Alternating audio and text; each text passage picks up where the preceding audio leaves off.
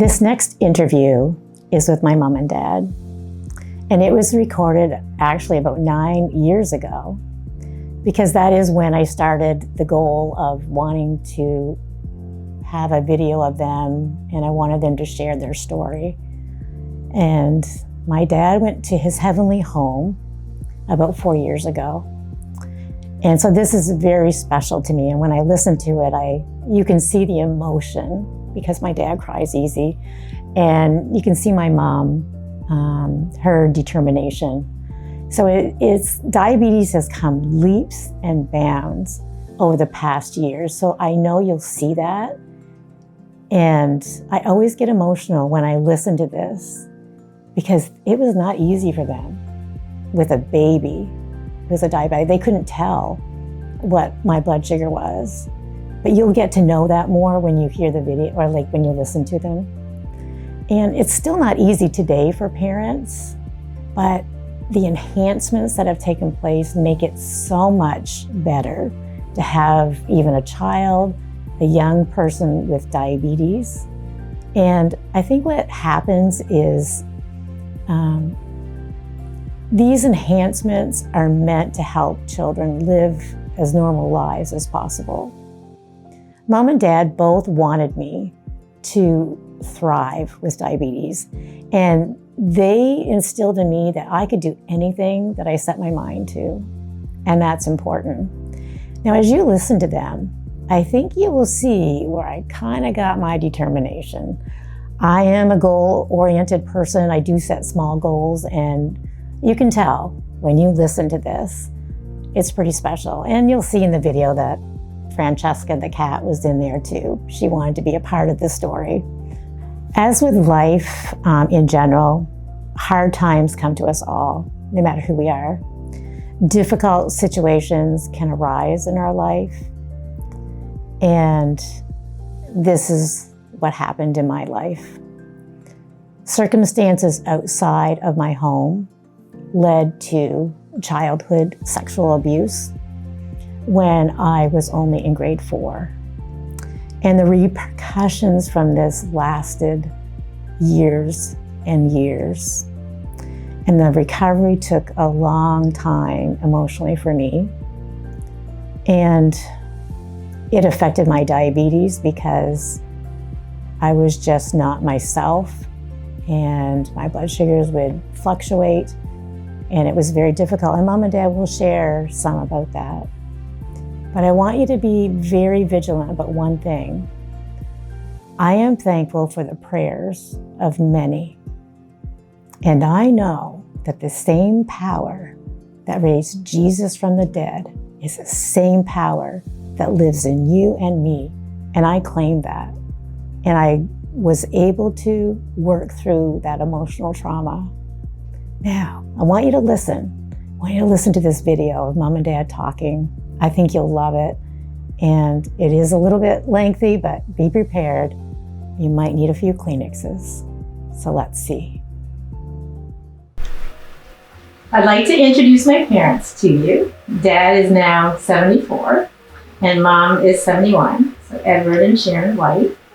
They have 4 children, 3 girls and a boy, and 2 of the girls are twins.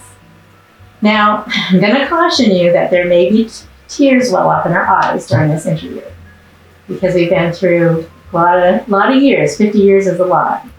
So in this chat, we're not going to say I was diagnosed and all was roses the rest of my life. We want to be real with our listeners.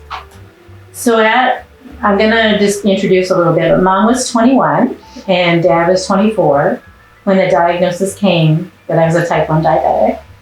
And at that time, the twins were 4, right? So what I want you to do between the two of you, I want you to share the circumstances behind me developing diabetes at 9 months old. So how did you know? How did you know that I was not feeling well? That's what I want you to kind of share with us. Well, I can share a little bit, just because back then we had diapers, real diapers, and they weren't the throwaway ones. And her diaper would get, she would wet it really, really quick. She'd go to the bathroom really, really quick. And went to the doctor downtown, Dr. Chestnut, and he had never witnessed that before. And he didn't know what was wrong, except he thought that maybe the sample we took down in the urine was in a pickle bottle. He thought there was too much sugar in a pickle bottle. So, but yet when you throw the diaper on the floor, put the diaper on the floor, when you moved it, it was all sticky. So we knew then that there was something abnormal going on, even though the doctors didn't really think so at that point. So that continued only for a couple of days, because with young children developing diabetes, they can't go very long when there's significant symptoms. That we didn't know she had diabetes. No. But what happened, what really clued us in that there was something really wrong is when she was listless. She had no energy, and I would hold her, and her eyes would be just half, the lids would just be half open.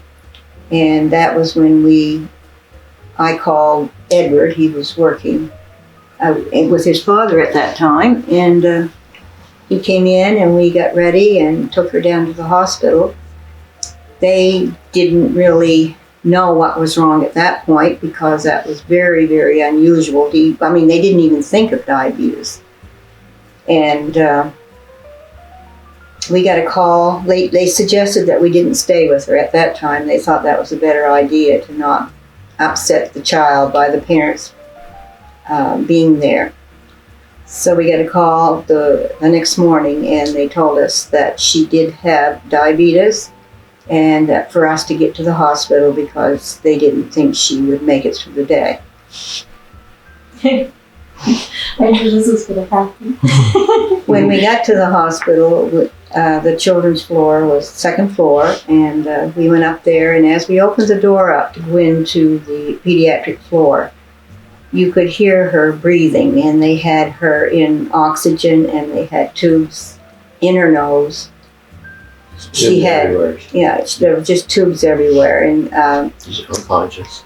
yeah, and I took one look at her and fainted, and Edward was able to hold up for the both of us, and they kept an open line to a doctor in Fredericton who had treated the only other two children with diabetes under a year old at that time.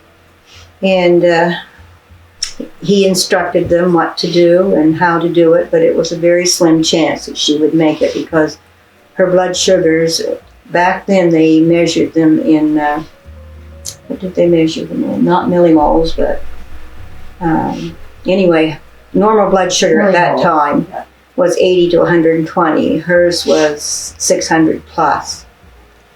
And there was a lot of... Her veins all collapsed. Everything collapsed on her. She laying there with just her eyes half open, not conscious, a little 9-month-old girl, and your baby there. And it was just such an out of the ordinary thing that it was... It commanded the interest of just about everybody on that floor, that they were there. And one doctor rose above the rest. That was Dr. Martinson. Yeah. Mm. And he stayed right with her. Yeah. He never left you. Mm. And so I stayed. How long did I stay in the hospital? You were in Woodstock Hospital probably for 2 weeks, and by then they stabilized you, and then we took you to Fredericton. And so you went through a lot of different emotions. I mean, here you are, you have 2 children at home and twins. And so how did you kind of gather yourself? Well, I didn't really. My parents came too, and they had to take me home, and the doctor had to give me a needle because I was hysterical. I didn't handle it very good. And your father stayed with you. He sat beside you. Yeah, so that really, there was 3 of us in New Brunswick who had developed diabetes under a year old. and the other two were siblings. Yes. And so really it wasn't that common 50 years ago Oh, no. for like a child, like a baby to develop it. No. Well, none of the doctors were looking for it. There was no diabetes in our family, so it wasn't an inherited thing, and they just couldn't explain why. So did you have anyone to reach out to at that time? It was pretty Not really. dismal, wasn't it? God, I had Just- nobody really. Nobody professionally. We had our parents and Mhm. friends and stuff. And you can see how when a diagnosis today happens, total change in the care and everything. Exactly. Yeah. that You they don't get. feel like you're on an island. You Mhm. have a good support system behind you, which they did not have because it just wasn't something that was around at that time. So what tools did you have to work with? So, I can say some of the things with that. We had a little pan that you boil water in and put your needle, your syringe in. And we had metal needles that you weren't disposable needles, so you had to And boil glass. everything. Or glass. They were glass needles. Yeah. And Glass syringes. that's what I was trying to say. Okay. Cut that out. Glass syringes. Yeah. And the needles weren't disposable. And they would all corrode with water, hard water. They corroded and you had to clean them all out. Use vinegar Yeah. to clean them out. didn't you have to boil them for so long? Oh, You had yeah. to boil the syringe for a certain length of time. I don't remember now how much it was, but the needles were, Bigger than they are now. yeah, A lot they longer. were. I actually brought one with me, but I can show them later. But I yeah, think they the were, biggest thing, one of the biggest things we had to deal with too was giving your needle on the one spot so long it caused your skin to cave in and decay. There's a name for that. Atrophy. Actually, I asked the doctor here, and that really was a concern for us a little later on in life. I had a chart that I would use, and you could use the back of the arms, the buttocks, and the fronts of the leg. At that time, they weren't doing it, giving needles in the stomach, and you had to mark off where the site was that you gave the needle, and move it around as much as you possibly could. Another camera over here, Sharon. Actually, put your hand to the other. so you, how did you test my blood sugar then as a child? Like we had no blood sugar machines, Yeah. not until I was at least 16. Mm-hmm. So tell us, the listeners, how that all happened. Well, it was difficult because you had to wait until you could bring the urine out of the diaper. And you didn't know whether that was a first void or if it was old, and it just really didn't give you much of a guide to go by, but it's all that we had. And you had to put the pill in every Yeah. kind of test tablet. 5 drops of urine and 10 drops of water in the And then Test vial. tube, kind of The test. vial. test tube, yeah. And then you held it up on the wall. There was a little chart Chart. there. Yeah. And held it up there. And in the blue, it was Negative. negative, and it was other colors would be. But you didn't know a negative could mean a normal blood sugar. It could mean way down, which would be serious as well, because that if it goes too low, of course, there can be an insulin reaction. And in a baby, they can't tell you. They can't So say. how did you tell? What did you look at a lot as a child? Your eyes. My eyes. Yeah, So what did they do? Sometimes if it was high, they kind And of glazed over. and they bleached out. bleached Yeah. out. The color wasn't as dark as what it. But then if it was low, they were still glossy too. Yeah, they were. They were. So you would go by your urine test for sure, and if it was high, then we had to test for what they called acetone at that time. And if you had a killed her, you could smell it on her breath. Yeah, you can smell the It acid smells like smell. oxygen in an oxygen bottle, acetylene in an acetylene bottle. So the baby days, when we think about someone today having a baby, and I just actually heard about a little baby only 9 months old who developed diabetes. But there's so many things that they can do now what if you gave my insulin in the morning and I decided that I wasn't going to eat because I was teething or I got the flu or something like that? What'd you do? Big problem. Big problem. Because the insulin was given then. If you hadn't had any indication that you were going to be sick, and say you gave the insulin at 8 o'clock in the morning, and by 2 o'clock in the afternoon she was running a fever and throwing up or something like that, I had a menu for those days that I would give you like liquids, but I had... So we talked about, when I would eat and then say I got sick during the day. We talked about that. I want to add something else to that. Yeah. Might be here all night. It meant a long, long night for us. Sorry. But then as a baby, you couldn't tell my blood sugar through the night. You'd have to get my diaper, take it off, Yeah. and squeeze the urine. That's right.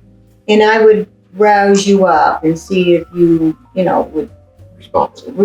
if you were responsive or not. But we'd sit right by your bed all night long. And meanwhile, you had 2 other ones to look at. Yeah.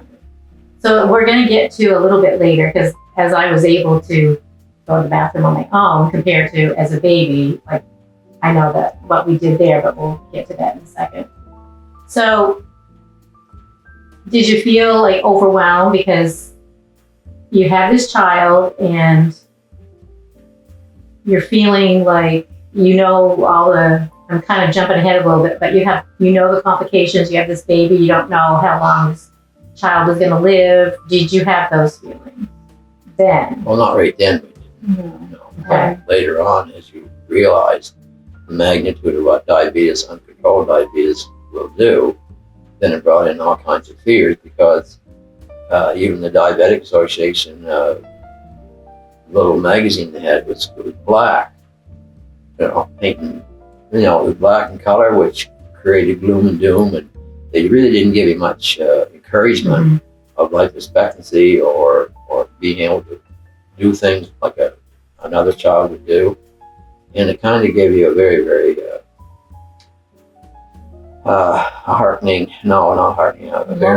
lonely, disheartened feeling.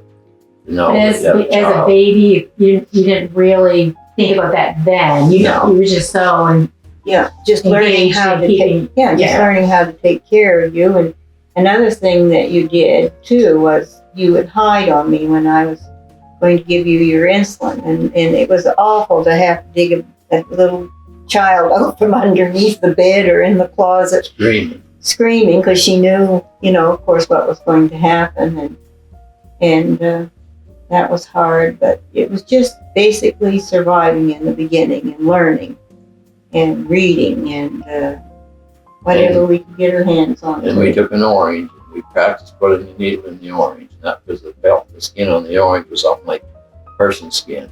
So you tried at different angles to make sure you put it in the right way without hurting her. And like I said, the needles were so much bigger then than they are now. So it was a hard deal. So up to age 5, you had me at home. The kids, the twins had gone to school. So you had me home. And do you remember what things you wanted for me? Like, did you want me to feel normal in a very abnormal body on the inside? Was that kind of your goal for me as a child? Like, so I'm age 5 and up, and now I'm going to start school. So definitely, that was a main. You were going to be able to do anything any other child could do, and that was just our mindset. We were going to make sure that we taught you well so that you would be able to react to situations when you were away from us. And I don't think you ever knew how much worry and how much concern we had, because we never let you know that. We just would try to be positive. And there wasn't a lot of information around, and it was very difficult to find information, but it's so much easier today with everything that's available. And the internet, the whole world's opened up to everything, so there isn't even a comparison. So back then, like with my food and whatnot, it was more like, do you remember how you fed me? Like as Well, far as, was it like so many calories a day back then? It was or- exchanges. Okay. So if you didn't want a half a cup of cereal in the morning, I could give you a slice of bread Mhm. or 5 crackers or whatever. An egg could be replaced by a piece of chicken or whatever.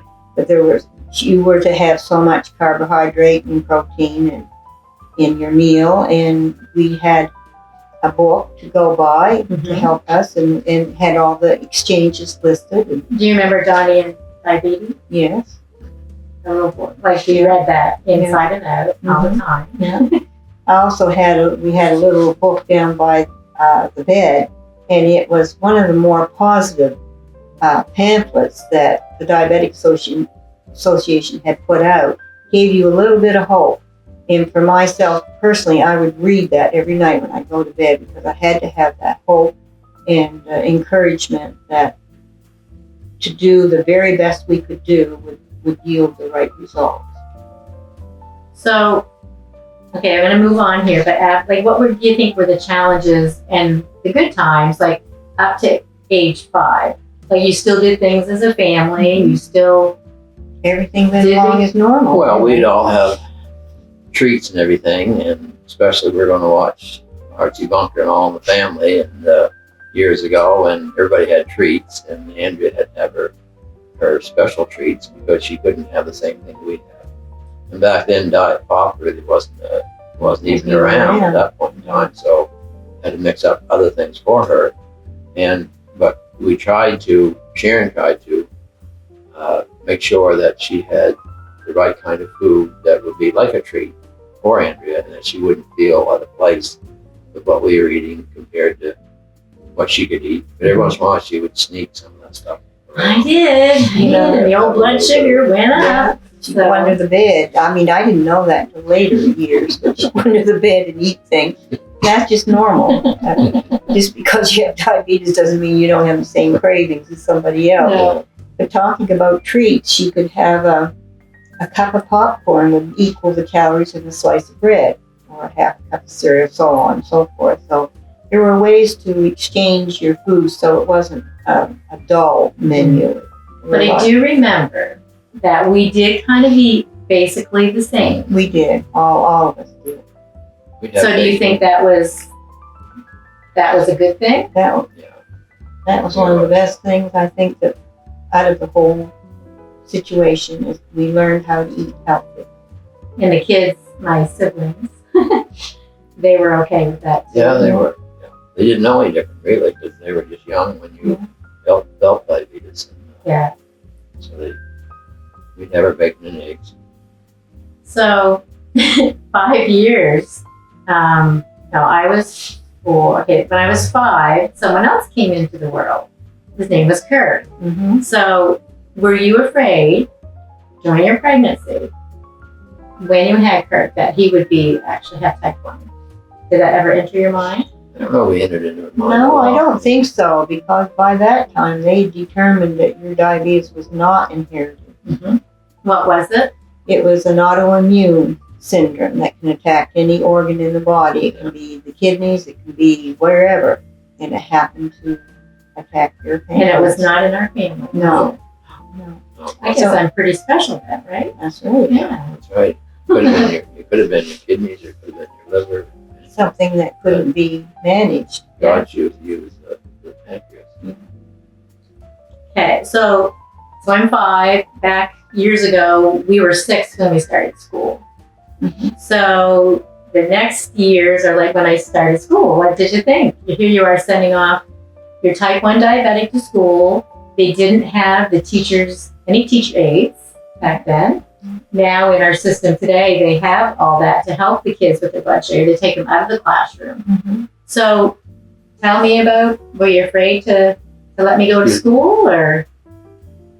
Well, we were, but we had good, understanding elementary teachers that I we felt confident in that they, Mm-hmm. I mean, you have to go every year and educate them and tell them about different things, and they were excellent. Sharon did all this. I didn't do that. Well, you You did didn't drive truck then, did you? No. Or drive professional driving? then? Yeah, I did. Yes, you I was. did. Yeah, I was.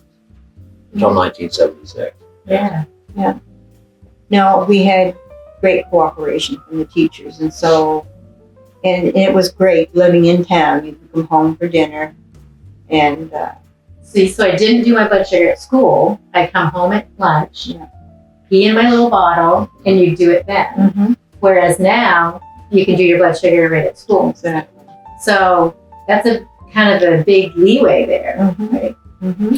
You know, for hours that you're not doing my A lot of time when you didn't know what your blood sugar Yeah. was. That's right. Especially if you have to sneak a little treat on us.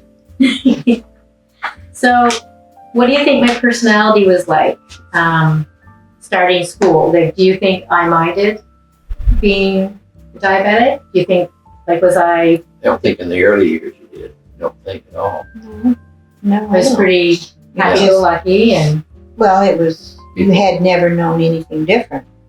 So it was her life, and she just, but I did get called names. And yes. I had to eat my lunches at certain times, and people would look at me. And so I did get called diabetic fruitcake and Mhm. sugar pot and things like that later on. So it didn't bother me back then. There's some in every crowd that will do that. hmm Yeah, You always have Always. bullies. If you have, always will be bullies. if there is something different about a child, some kids will just capitalize on that, make it rough. Okay.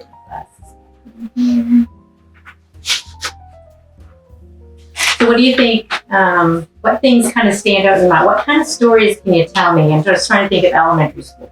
Something, we went on field trips. Wasn't I 5? Was it before I went to school that I went in the truck with Dad? Yeah, you would go in the truck with me. Mm-hmm. And, Yeah, because I had to be out of school. Yeah. couldn't be in school.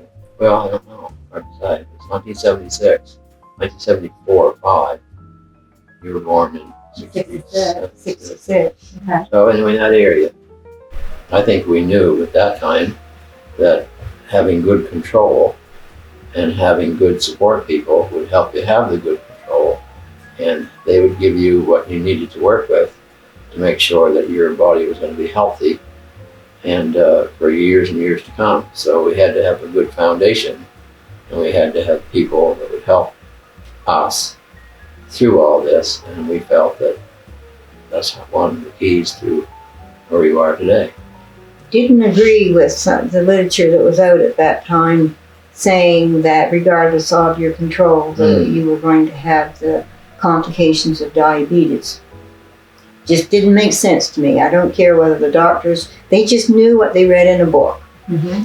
And I thought that common sense would tell you that if you had near perfect control, that you would not have the complications of diabetes. And we strived for that. If there were any special speakers that came into the hospitals, we were there to listen to them and take notes and ask questions. And it was just always upmost in our mind to be as good as we possibly could be in regards to your care. Mm-hmm. So, really, it was up to you guys to educate yourself because there really was nothing. No. So, there wasn't any diabetes association around here at the time, and as you know, it's all over the world now. But what did you? So, I'm not sure the exact years, but you and Lois Goodine Mm-hmm. started the Woodstock Diabetes Association. Mm-hmm. Why did you do this?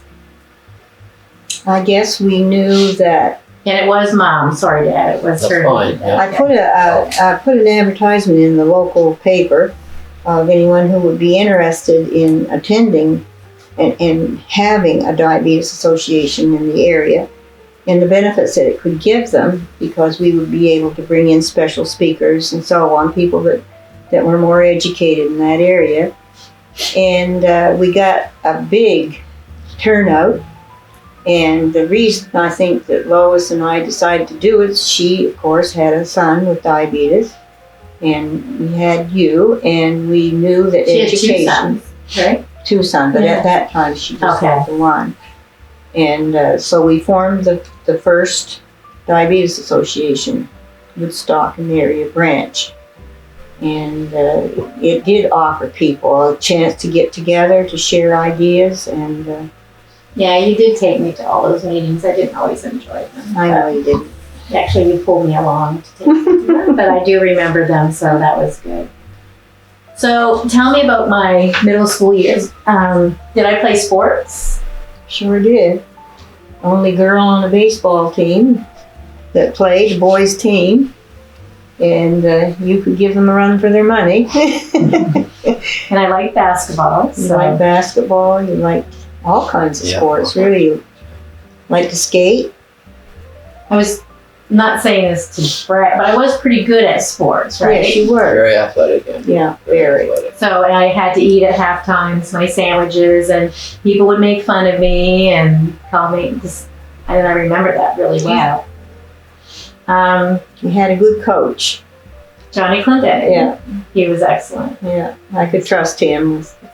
Yeah. Yeah. So did I go to, so grade 6, 7, and 8 probably was a stage when, you'd go to sleepovers, your friends would have sleepovers. Mm-hmm. Was I allowed to go to all these Certain friends? places. Certain Yeah. places. Hmm. They Can had you name those people? Can you?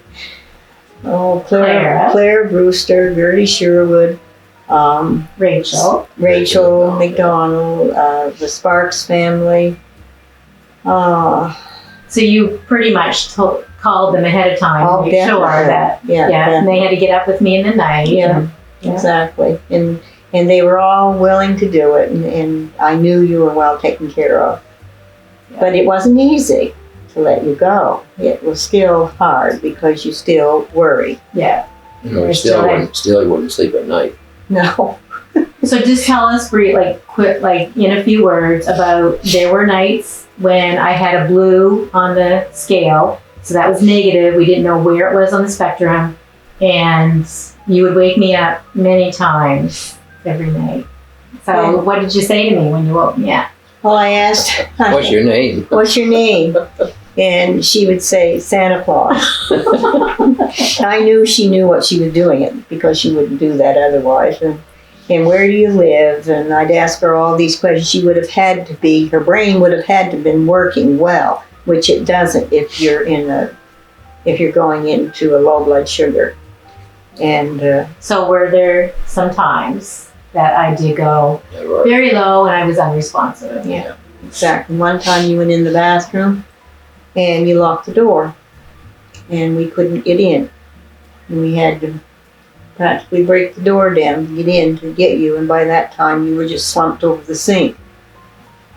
Scary, very scary. So we had tried to get orange juice into you, and you have to be careful because they can choke because they don't realize that they should swallow it. And she would clamp her jaws right together. Yeah, it was hard. So today, compared to, I know we're taking a little longer, but Like too long here till midnight. so today, everybody has a blood sugar machine. Yeah, It's so amazing it is. compared to, never would have dreamed of. I used to do a lot of praying that things would be developed and research would be done but I never dreamed of how it would come along, and it has just advanced so far just in the last few years.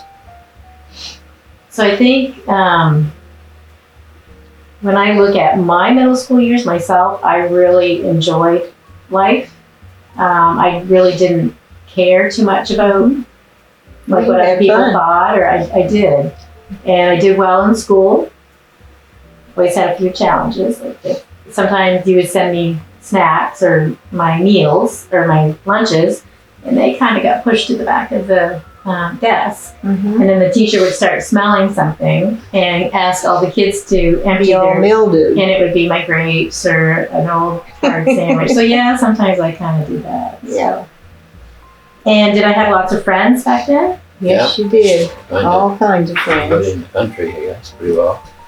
So what kind of things do you remember? Is there anything that stands out in your mind? Like, I was pretty, like at that age, you still were pretty positive about diabetes. Definitely. And I do remember you guys saying that you knew I wanted to reach 50 years. I wanted to reach 50 years without any complications. Mhm. And that was just something that was in my head. And you always told me that in my lifetime, you guys feel that there will be a cure. And I remember that. Well, here I am, 50 years. I have no complications, but there's still no cure. But we're very close to it. Very close to it. So, I think I just want to mention one thing, that is that back then, with your blood sugars not being able to be tested properly, one time we had to rush her to Fredericton and on the old Transcanada Highway, and I had a practically new vehicle. And I'll buy the police car down at King's Landing. I think, before we got to Magic Park, that suspension bridge, I was going probably 100 miles an hour, probably. Sharon's in the back seat with Andrea, and she was unresponsive, and we did everything we possible. We didn't know what else to do.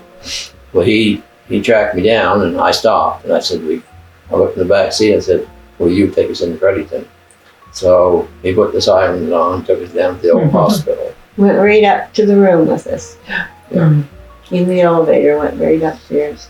so I was having a lower blood sugar. Yes, very low blood sugar. And there's no way we could bring you around. But that was a negative thing, but it was a reality. Yeah, and it is. I mean, that's a part of it. Like, That was always the biggest fear I think Dad and I always had, even after you were married. Yes, we still have that fear. The low blood sugars. Mhm. Yeah. And they, you know, yes, because if I travel in my work, I get this call in the morning. Mom will say, "What's your name?" And I'll say, "Santa Claus." of course, So today the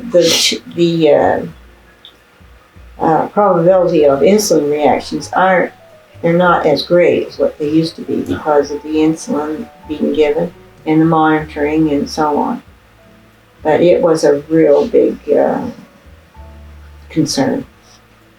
So I remember we did Dr. Stickles' interview, and he had said something to me and Alan that he was kind of waiting for me to go through the rebellious years, and he didn't see it. He's like, something's going to give you something, that's what he was thinking. So what we're going to do next, it's not easy, and it's not going to be easy for you, but I feel it's important to share some of the things that were hard, because what I want from this, the listeners, maybe you are going through something in your life right now, and you're a type 1 diabetic, and you're really confused, and you're upset, and you're having these feelings. So the main purpose of sharing some of this is to encourage. So I want you to bear with me as I share a little bit. And as you can see from what Mom and Dad were saying, we moved. Everything was really good. I played sports. I did all kinds of fun things. I did well in school, had lots of friends. So we moved away in my grade 10 year. So I found out in grade 9. And for someone that may be fine, but for me, it was really difficult. So Dad had another opportunity for his business. So he was excited about that. So we moved, and it wasn't too far away. I was kind of leaving my fame, so to speak. Good grades, played well, played my flute in the band, lots of friends. Then I go to a school that was about 3 times the size of my school, and I was this little person. You weren't the popular girl anymore. I wasn't the popular. Yeah. And that really hit me hard, as you know. So things started to slowly spiral downward, as you know. And I wasn't this outgoing girl anymore. I was becoming very introverted. So can you tell me about, I played basketball. I was the MVP of the team for 3 years in a row. I go down there and I try out for the basketball team. What happened? Did I make it? No. Not in the beginning. You Mhm. didn't, Why? because you had diabetes and they didn't think that you would be able to play and hold up your end. What did you do, Mom? I went and educated them. So did you kind of go to the coaches? Or? Yes, I did. Principal first, then the coaches, and I told them that you could do what you had done in Heartland, you could do down there, and that the diabetes was not a factor, that you knew how to handle it, and you were on the team. So I did play, but I didn't play. You weren't playing to your potential. I didn't play. I quit because slowly things, instead of being in the forefront of things in my life, I became somewhat in the background, and I let that all go. So I wasn't taking the best care of my diabetes. So was that hard to see someone going from this stage, and then we go down there, and you see this happening? You worked so hard for that child to bring her where she was through all the ups and downs, and then give her to a higher plateau, and all of a sudden she starts to come off of that, and just gut wrenching. It's awful to watch. It's nothing any worse, really. When we moved back to Heartland a year later, go and watch Andrea play basketball, and she was just all arms and legs. She didn't have any the coordination she used to have. It was obvious she didn't have the confidence anymore. Didn't harden it at all. You wouldn't even know it was the same person as she was before she went down there. So, I mean, you guys went through a lot too, because you went down as this business opportunity, we went down as a family for a year, and then we come back, and it's a lot of changes for everybody. So what happens though, and the reason I want to share this is we all change. People change in a year. We mature, we do different things. So when I came back, little did I know that I changed and my friends changed at the same time. And this is something I want to say. It's important in life's journey to be you and embrace who God created you to be. In God's image, we are wonderfully and fearfully made and are perfect in His eyes. So I went through some really tough bullying. You remember that? And I was not accepted as I was before I left for that year. Can you kind of share how you think that impacted me? Do you think I was feeling the bullying and it was affecting everything? Oh, definitely. Yes, it was. Affected your whole life. It affected you and affected us. Affected your brother, 2 sisters. And just how mean and cruel people can be. People that you were your friends, and all of a sudden you're away for a few months and you come back, and now they've turned on you. I mean, turned on her. And it was not a good scene. And we just... Not only was the kids, but it was the teachers. Yeah. Because she was so different from what she was when we left here. They accused her of being on drugs. And She wasn't. and she wasn't. Just a lot of different changes in my body. And I think I just want people to be aware of this, because bullying is very, very difficult. And it's still done in schools today. It's done in our age bracket. Oh, yeah. Bullying is there. And I felt like there was something wrong with me. Why were my friends different? Like, what was I doing wrong? And so I started to internalize that. So because of that, I just started going introverted. So what I want to say, my high school years were really difficult, and I could not wait to move on to university. So I apply, and I'm going to university and to UNB. So I want to say this just to anyone. University is not easy, even if you don't have diabetes. It's a lot of changes, leaving home, preparing meals on your own, and studying and getting your groceries and all your meal prep. So, but the only little thing extra was I had type 1 diabetes. And so I had to kind of stay on top of things.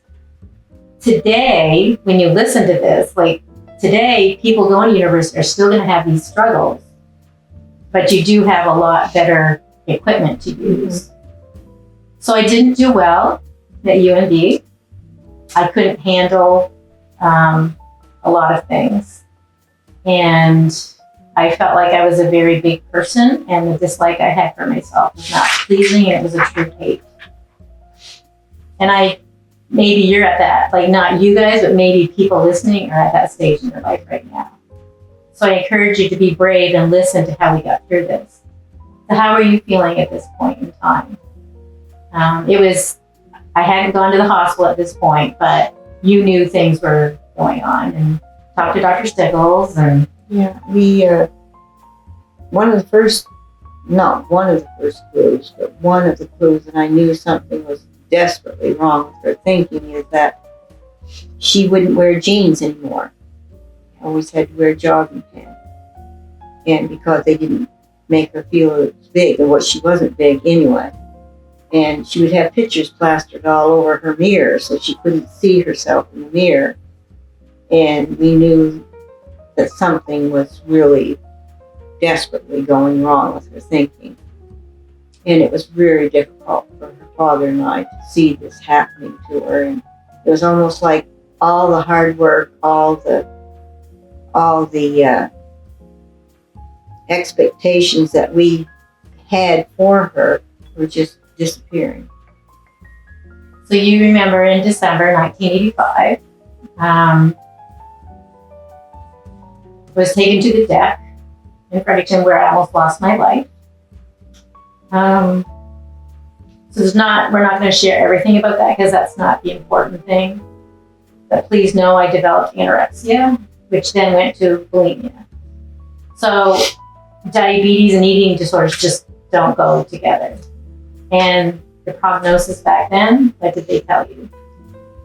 Well, they just said, and this wasn't local doctors that said this was doctors that we contacted in the States and to talk over this, but it was one of the most lethal combinations, diabetes and bulimia, that they did not see. And they just said that it would be very rare for you to come back from that and lead a normal life.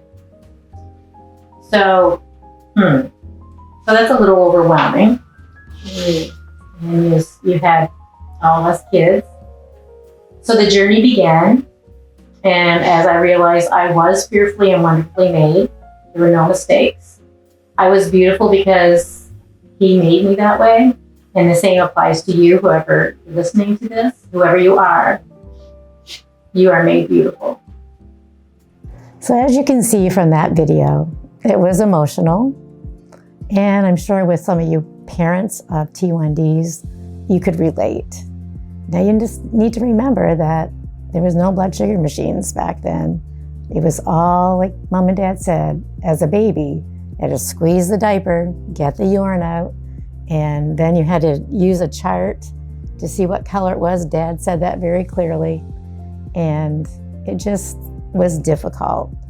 So you can see the struggle that it was.